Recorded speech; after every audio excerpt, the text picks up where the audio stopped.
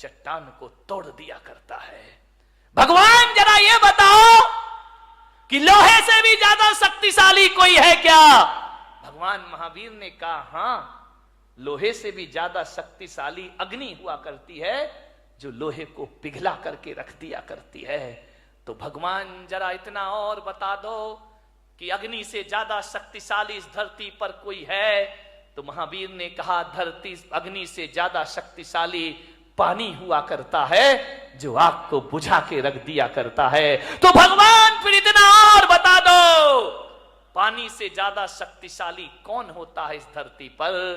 तो भगवान महावीर ने कहा पानी से ज्यादा शक्तिशाली आदमी का संकल्प हुआ करता है, आदमी के हौसले हुआ करते हैं। बोले हौसलों से बड़ा कुछ होता है? तो महावीर ने कहा संकल्प से बड़ा इस धरती पर कुछ नहीं हुआ करता है। और संकल्प में वो ताकत होती है कि पानी को पाताल से निकालने की ताकत आदमी के संकल्प में हुआ करती है। ध्यान रखिए, संकल्पों से जिंदगी जी जाती है, संकल्पों से जीवन चलता है। मान्यवर विचार करिए, आप सोचिए, संकल्प बुलंद होना चाहिए इस आदमी के। इतने जल्दी हार मत मानो जिंदगी से, छोटी छोटी बातों। एक बहुत बड़े गणितज्ञ हुए हेरो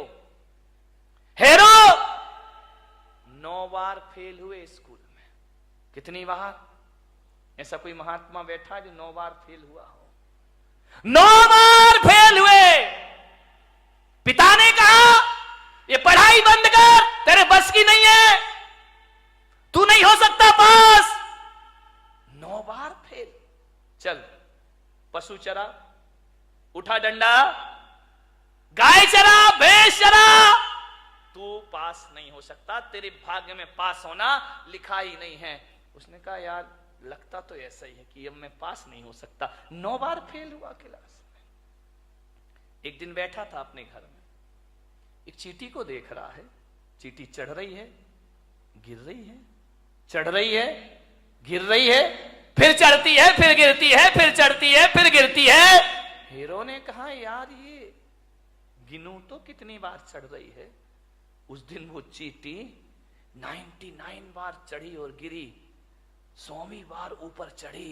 उसने कहा मिल गया। पिता से कहा मैं स्कूल जाऊंगा, मैं पढ़ूंगा। बोले पागल है क्या, 9 बार फेल हुआ है? बोले 9 बार हुआ हूं ना, अभी 90 बार बाकी है। बोले क्या मतलब? बोले वो चींटी 100वीं बार ऊपर चढ़ी है, मैं तो अभी 9 ही बार फेल हुआ हूं, 90 बार। बाप ने कहा पागल 90 बार में 90 साल लग जाएंगी, तू मर जाएगा, तो चींटी की बराबरी। अरे बोले कुछ भी हो जाए, अभी तो 90 बार मुझे पास होना। एक बात लग जाए आदमी को तो जिंदगी बदल जाया करती है, एक बात में जीवन के सूत्र मिल जाते हैं। बोले 90 बार तो अभी और पढ़ना है मुझे। बहुत जिद की पिता से, पढ़े लिखे, मालूम है 10वीं बार में वो बच्चा पास हो गया और वो सबसे बड़ा गणितज्ञ बन करके खड़ा हो गया।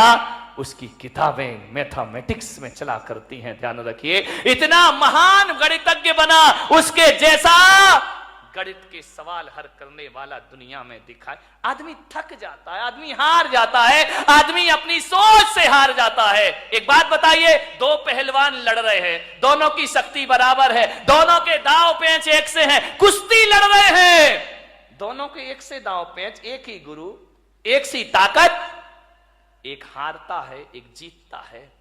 बताओ भाई कौन हारेगा, कौन जीतेगा?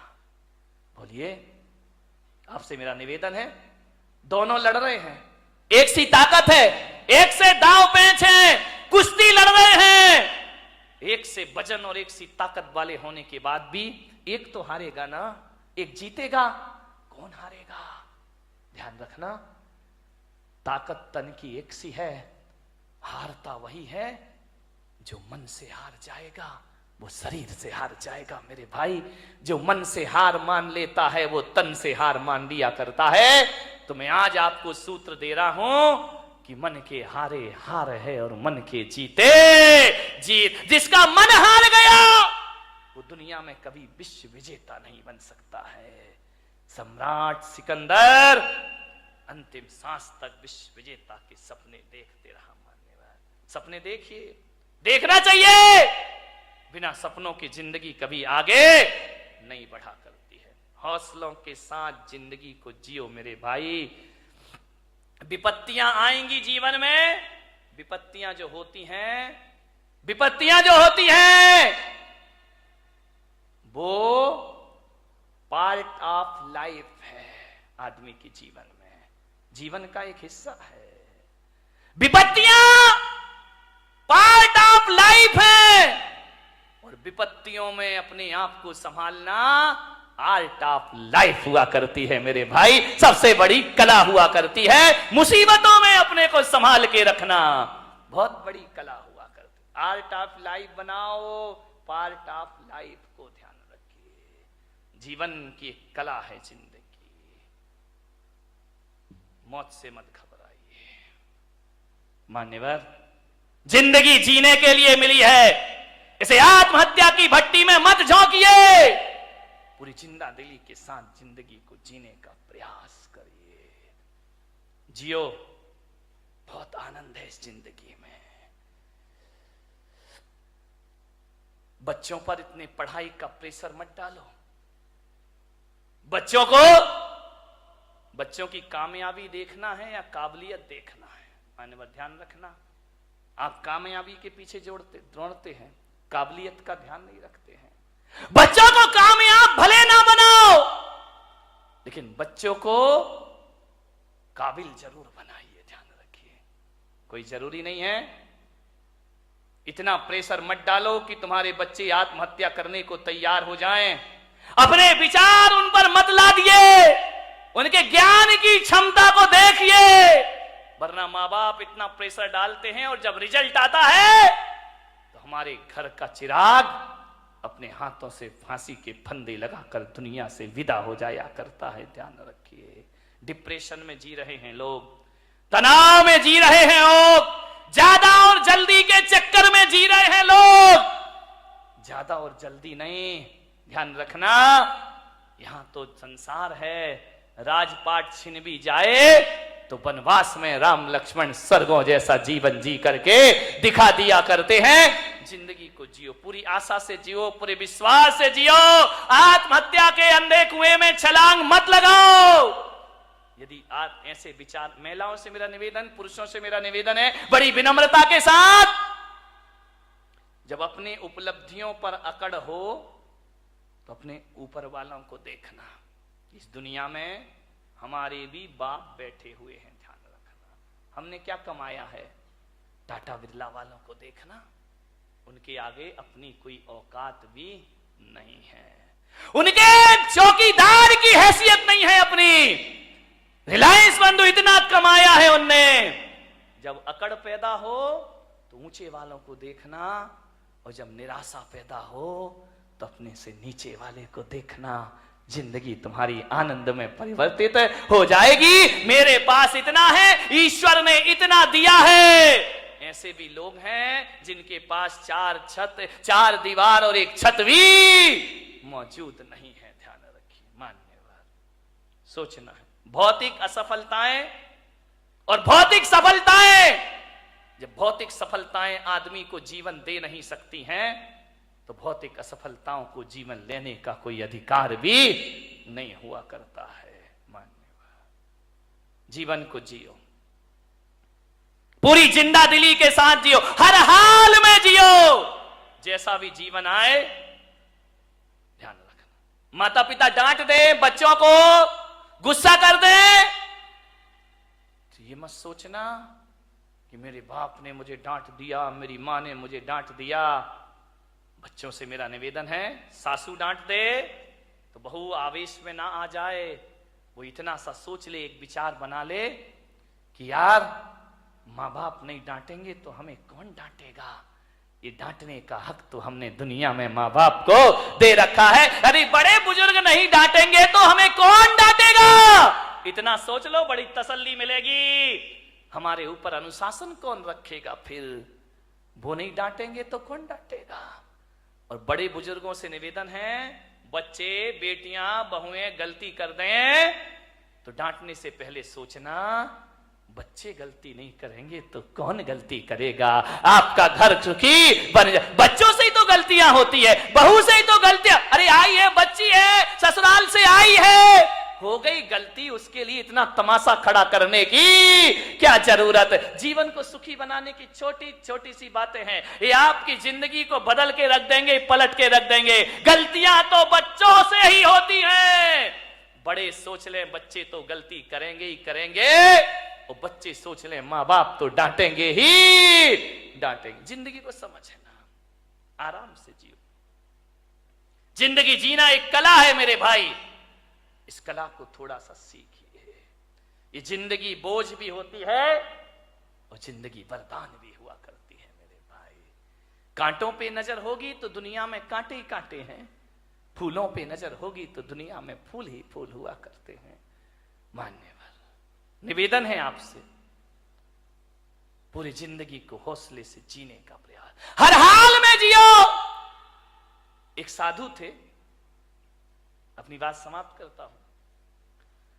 कुटिया में बैठे हुए थे और अचानक कोई एक गाय लेकर आया कि संत जी गौदान देता हूं, आज से ये गाय आपके आश्रम में रहेगी।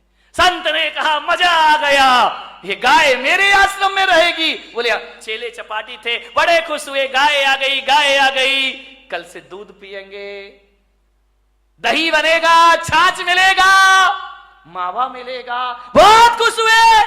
संत ने गाय की बड़ी सेवा की, बड़े अच्छे से रखा, घास खिलाई, पानी पिलाया, बड़ी मस्ती संत की।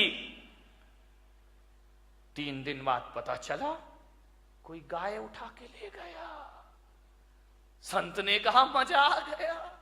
अरे चेलों ने कहा बाबा जी पागल हो गए क्या? गाय आई थी तब तो मजा आया था, ये चली गई तो अब गाय कहां? अरे बोले बड़ा मजा आ गया, बड़ी जिंदगी आनंद में हो गई। अरे बोले संत जी पागल, दिमाग खराब तो। अरे बेटा नाचो, गाय गई, गाय गई। अरे बोले अब दूध कहां मिलेगा, मावा कहां मिलेगा, छाछ कहां मिलेगा?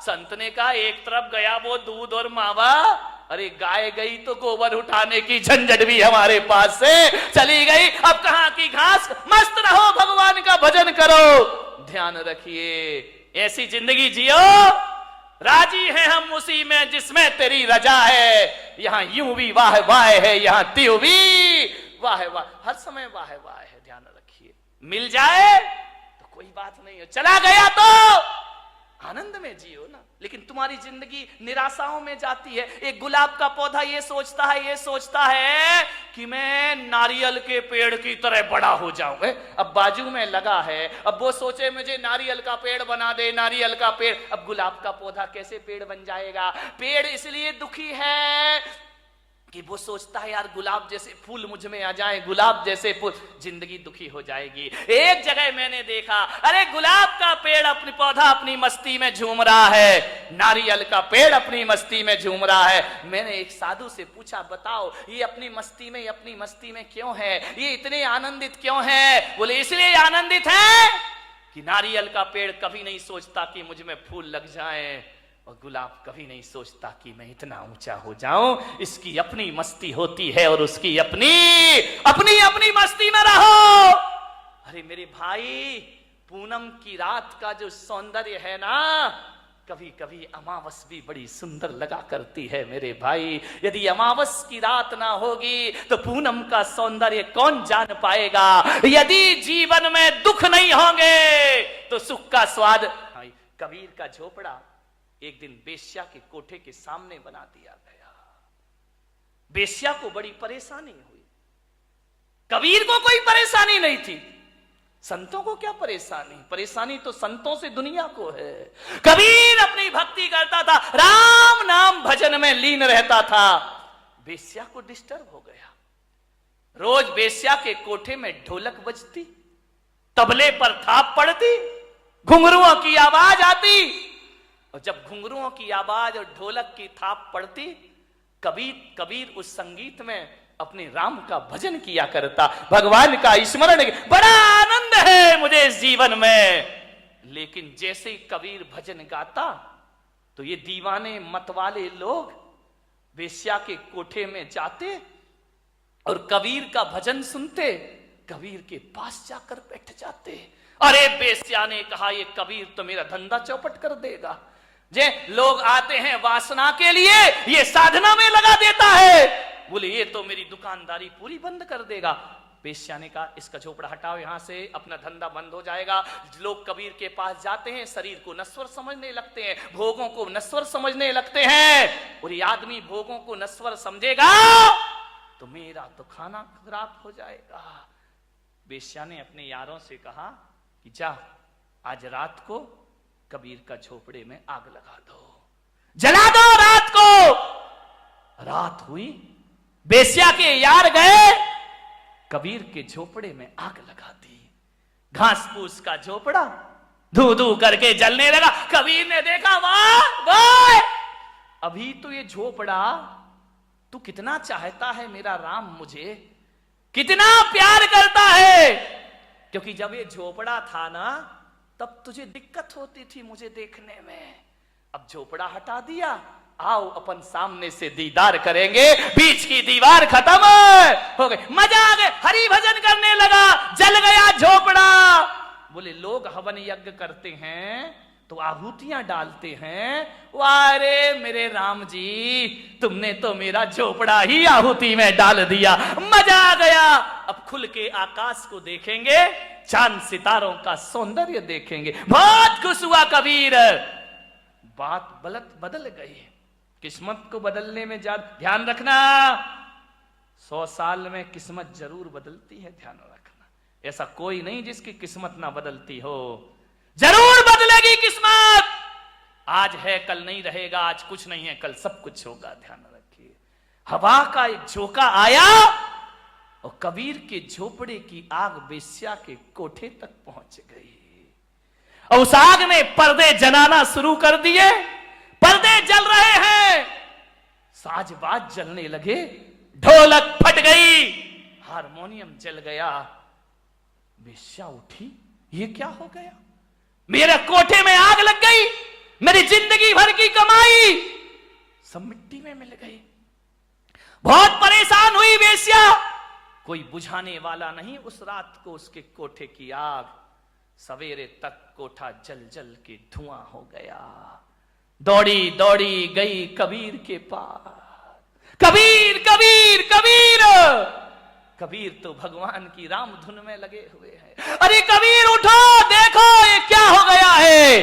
कबीर भगवान के भजन में ले, वाह मेरा हरि, मेरा परमात्मा, मेरे राम, बड़ी कृपा है, बड़ी मेहरबानी है तुम्हारी। वेश्या ने कहा कबीर तेरे तो आगे पीछे कोई नहीं है, तू तो साधु अक्खड़ फक्कड़ है, मेरी तो जिंदगी भर की कमाई धू धू करके जल गई कबीर, मैं बर्बाद हो गई। कबीर ने आंखें खोली, क्या हुआ वेश्या, देख कबीर मेरा कोठा जल रहा है, धू धू करके राख हो रहा है मेरा कोठा, बचा ले कबीर बचा ले। कबीर ने कहा इसमें मैं क्या कर सकता हूं। बोले कबीर मुझे माफ कर, मैं प्रायश्चित चाहती। अरे किस बात का प्रायश्चित। बोले तेरा कोठा जलवाया था मैंने, किससे, मेरे यारों से। तो कबीर ने कहा मैं क्या करूं, तू मेरी अपराधीन है ही नहीं, तेरे यार ने मेरा झोपड़ा जला दिया, मेरे यार ने तेरा कोठा जला दिया, ये तो दो यारों की लड़ाई है, तेरी मेरी तो कोई बात है ही नहीं, ना तेरी गलती ना मेरी गलती, तेरे यार ने मेरा झोपड़ा जलाया तो मेरे यार ने तेरा कोठा, ये दो यारों की लड़ाई है। अब देख वेश्या किसका यार दमदार है, देख मेरा यार दमदार है या तेरे यार, जो कल यार तेरे साथ घूमा करते थे तेरे लोग, आज एक भी तेरे पास नहीं है, और आज झोपड़ा जलने के बाद मेरा हरि मेरे पास हमेशा से मौजूद है। बारामती वालों, यारी करो तो ऐसी करो जिसका यार दमदार हो, उससे दोस्ती करो मेरे भाई। ऐसे यारों से क्या दोस्ती करना जिंदगी में, आनंद में जियो। सूरत में एक मेरे भक्त ओम प्रकाश बाबूजी अब इस दुनिया में नहीं है, मैं भीलवाड़ा में कहीं था, रात पता चला कि उनकी फैक्ट्री में आग लग गई, धू धू करके फैक्ट्री जल गई। मेरे पास, मेरे स्टाफ के पास फोन आए कि बाबूजी की झोपड़ी पूरी मिल जल गई है कपड़ों की। वो जिन शरणम के अध्यक्ष थे उस समय, बाबूजी की फोन पर स्पीकर खोल के बात हुई। मैंने कहा बाबूजी ये जो मिल जल गई आपकी, कहां हैं आप? बोले कहां हूं, सामने खड़ा हूं, मिल जल रही है कपड़े की, आप कुछ नहीं कर रहे। क्या करना महाराज, कर भी क्या सकता हूं, मैं तो बुझा नहीं सकता। बुझाने वाले अपना काम कर रहे हैं, मैं अपना काम कर रहा हूं। मैंने कहा क्या हुआ? कुछ नहीं महाराज, चिंता मत करो, आपका हाथ हमारे सिर पर है, ऐसी 10 मील फिर खड़ी करने की मैं ताकत रखा करता हूं। वो आदमी कमजोर नहीं पड़ा, वो शख्सियत कमजोर नहीं पड़ी, हौसले हैं महाराज। आपका शिष्य इतना कमजोर नहीं है, 2 मील क्या ऐसी और भी जल जाए तो भी मेरे मन में कोई फर्क पड़ने वाला नहीं है। मैंने कहा बाबूजी आप उस समय क्या महसूस कर रहे थे जब वो मुझसे मिलने आए? बोले क्या कर रहा था, आपका हाथ सिर पर है ना, भगवान मेरे साथ है ना। तो मैंने कहा जब मील जली हुई देखी आपने तो क्या महसूस किया? बोले यही किया कि पेड़ से कुछ पत्ते हैं झड़ गए हैं, पतझड़ है, सावन फिर आएगा, मैं फिर हरा हो जाऊंगा। ध्यान रखिए, कपड़ा ही तो जला है, मील ही तो जली है, मेरे हौसले तो नहीं जले हैं ना। और आपको विश्वास नहीं होगा, 6 महीने में बाबूजी ने दूसरी मील खड़ी कर दी उसी जगह पर जाकर। मान्यवर